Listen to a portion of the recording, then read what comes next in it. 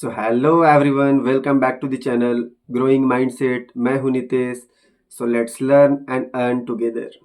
सो हर किसी के मन में एक बात जरूर आती है कि what is the right time for investing. निवेश का सही समय कब है, कब हमको अपनी इन्वेस्टमेंट स्टार्ट करनी चाहिए। सो इस क्वेश्चन का आंसर जान के आपको सरप्राइज मिल सकता है, क्योंकि ये बहुत ही सिंपल आंसर है। सो इस आंसर को समझने से पहले आपको समझना पड़ेगा कि मार्केट कैसे काम करता है, म्यूचुअल फंड कैसे काम करता है, मार्केट का नेचर क्या है।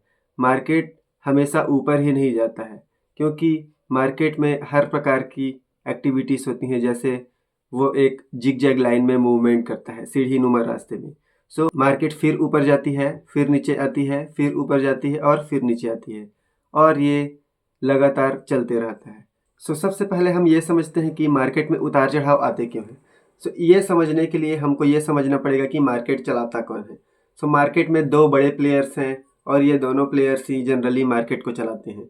इनमें से फर्स्ट है DII, domestic institutional investors, and second है FIIs, फॉरेन इंस्टीट्यूशनल इन्वेस्टर्स। तो ये 1 लाख 2 लाख में अपना गेम नहीं खेलते हैं। इनका गेम होता है 4,000 5,000 करोड़ 6,000 करोड़ तक।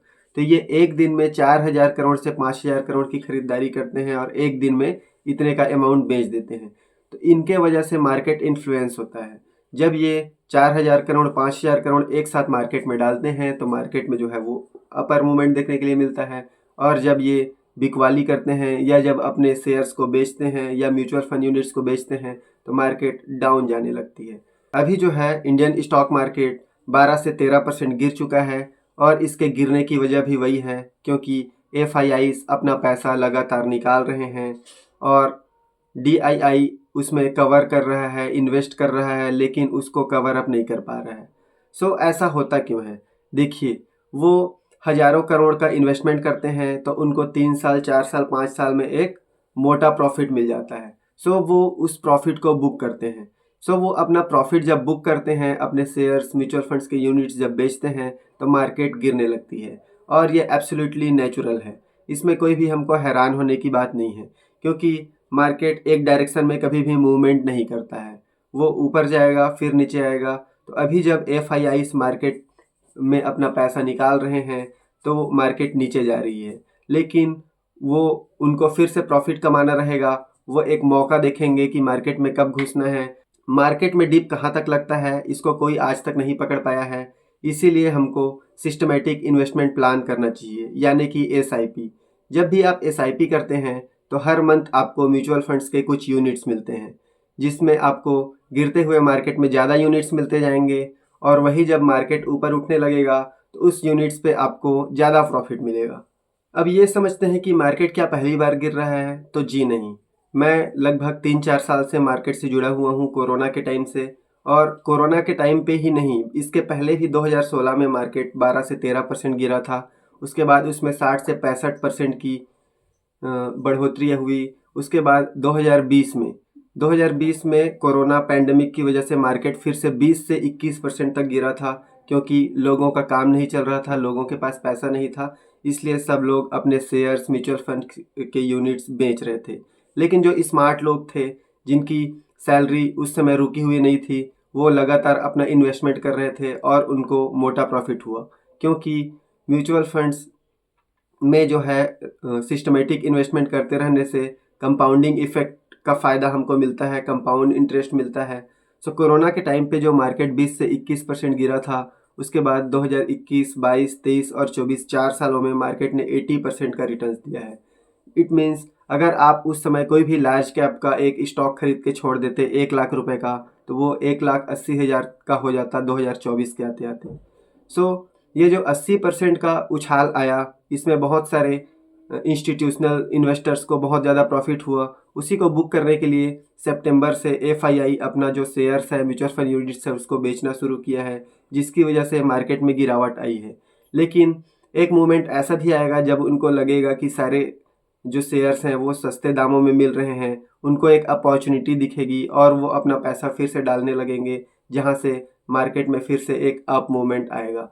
तो हमको कहाँ तक जाएगा इसके बारे में नहीं सोचना है, हमको उसमें इन्वेस्ट करते रहना है, क्योंकि मार्केट कभी भी लगातार एक डायरेक्शन में नहीं चलता है। वो अभी नीचे जा रहा है तो डेफिनेटली वो एक दिन ऊपर आएगा। और ऐसा एक बार नहीं बार बार हुआ है, क्योंकि 2008 में भी मार्केट गिरा था, उसके बाद फिर से ऊपर आया। 2016 में भी गिरा था, उसके बाद फिर से ऊपर आया। 2020 में भी गिरा था, फिर से ऊपर आया। तो 2024 में तो अभी हमारा मार्केट जो है वो कोविड से कम ही गिरा है। तो हमको नीचे जाने के बारे में नहीं सोचना है, हमको लॉन्ग टर्म इन्वेस्टमेंट के बारे में सोचना है। इसलिए अपनी इन्वेस्टमेंट जर्नी अभी स्टार्ट कीजिए। सो दोस्तों, एक छोटे से एग्जांपल से समझते हैं कि आपका एक छोटा सा शुरुआत आपके लाइफ में कितना बड़ा बदलाव ला सकता है। अभी हम SIP कैलकुलेटर में चलते हैं और देखते हैं कि आप अगर 1000 रुपये से भी स्टार्ट करते हैं, ये देखिए यहाँ पे हम सेलेक्ट करते हैं 1000 रुपीज़। और अगर आप इसको 5 साल चलाते हैं और अगर आपको मिनिमम 13% भी रिटर्न मिल रहा है, तो आपका जो टोटल इन्वेस्टमेंट अमाउंट है वो हो जाता है 60,000 रुपीज़। और इसमें आपको जो इंटरेस्ट मिलेगा वो करीब 24,000 के करीब मिलेगा। तो आपका जो मैच्योरिटी वैल्यू है टोटल अमाउंट वो 84,000 के करीब हो जाता है। इसी को अगर आप 5 साल की जगह 10 साल तक चला लेते हैं, तो आपका जो टोटल इन्वेस्टेड अमाउंट है वो हो जाएगा 1,20,000 का। और इसमें जो आपको रिटर्न्स मिलेंगे वो मिलेंगे 1,27,000, और टोटल मिलके ये 2.5 लाख के करीब हो जाता है। अगर इसी को आप 20,000 तक चला लेते हैं, तो ये आपका टोटल इन्वेस्टेड अमाउंट 2,40,000 रुपये, और इसमें आपका इंटरेस्ट बन जाता है 9 लाख रुपए। तो 20 साल में आपका जो 2,40,000 रुपये है वो बन जाता है करीबन 11.5 लाख रुपए। तो देखिए इतना बदलाव आता है एक छोटे से इन्वेस्टमेंट से, एक छोटी से SIP से।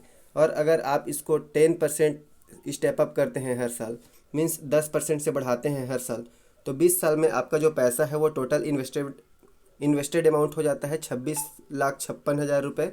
और इसमें आपको टोटल रिटर्न्स मिलता है 33 लाख रुपए। तो ये आपका 60 लाख के करीब हो जाता है। तो अगर आपका सैलरी बढ़ता है, पेमेंट बढ़ता है, तो आप अपने इन्वेस्टमेंट पे स्टेप अप भी कर सकते हैं। ये मैनुअल ऑप्शन भी होता है और आप इसको अपने से भी कर सकते हैं, और ऑटोमेटिक का भी ऑप्शन रहता है। तो ये आप अपने बजट के अकॉर्डिंग इसको सेट कर सकते हैं। और अगर आप जॉब करते करते इतना अमाउंट को आप जमा करने का सोचेंगे, सेव करने का सोचेंगे बैंक अमाउंट पे, तो ये कभी नहीं हो पाएगा। ना आप इसको बचा पाएंगे, ना आपको उसमें इंटरेस्ट मिलेगा। यदि आप जल्दी इन्वेस्टमेंट स्टार्ट करते हैं लेकिन ज़्यादा समय के लिए इन्वेस्टमेंट करते हैं, तो आपका पैसा जो है वो ज़्यादा बढ़ेगा। यही आप 10 साल बाद 1,000 की जगह 2,000 या 3,000 भी इन्वेस्टमेंट करेंगे, तो आपका जो पहले का पैसा है वो बहुत ज़्यादा ग्रो हो चुका होगा। इसीलिए रिग्रेट करने की ज़रूरत नहीं है। अपनी इन्वेस्टमेंट जर्नी आप अभी से स्टार्ट कर सकते हैं, चाहे आप 18 के हों या 60 के। एज मैटर नहीं करता है, मार्केट में सिर्फ पैसा मैटर करता है और टाइम मैटर करता है। आप एक छोटे से अमाउंट के साथ भी इन्वेस्टमेंट स्टार्ट कर सकते हैं। तो इस वीडियो के स्टार्टिंग में हमने जो क्वेश्चन लिया था कि what is the perfect time for start investing, so this is the perfect time for start investing. यही सबसे अच्छा समय है। आप स्टार्ट कीजिए और अपने इन्वेस्टमेंट में कंसिस्टेंट रहें।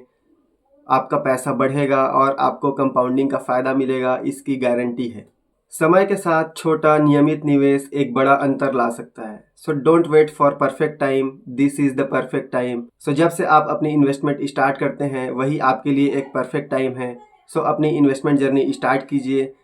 और अगर आपको और भी कुछ पूछना है, गोल सेट करना है, आपका पोर्टफोलियो बहुत नीचे है, उसको रिव्यू करवाना है, सो आप मुझे कांटेक्ट कर सकते हैं इंस्टाग्राम में, फेसबुक में, या आप मेरे साथ इन्वेस्टमेंट जर्नी भी स्टार्ट कर सकते हैं।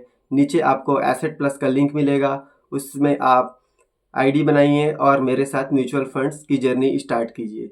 मैं एक AMFI registered mutual fund distributor हूँ और मैं आपको एडवाइस दे सकता हूँ, और आपके गोल के अकॉर्डिंग मैं आपको म्यूचुअल फंड्स भी सजेस्ट कर सकता हूँ।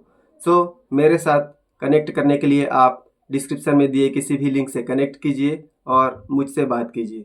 मैं आपके गोल और आपके नीड के अकॉर्डिंग आपको फंड सजेस्ट करूँगा और आपको बजट भी बताऊँगा कि आप कितना तक इन्वेस्ट कर सकते हैं। सो फाइनेंशियल प्लानिंग के लिए मुझे कांटेक्ट करें। और अगर आपको इस वीडियो से थोड़ी भी हेल्प मिली हो, सो इस वीडियो को लाइक कीजिए। आपके अभी भी कोई डाउट है तो कमेंट कीजिए और इस चैनल को सब्सक्राइब कीजिए, ताकि आपको ऐसे ही नॉलेजेबल कंटेंट्स मिलती रहें। तो फिर मिलते हैं एक नए वीडियो के साथ। Thanks for watching.